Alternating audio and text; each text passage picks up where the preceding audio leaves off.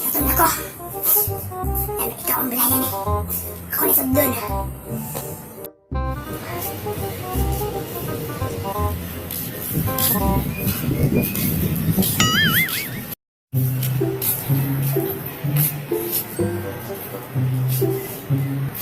Bruh.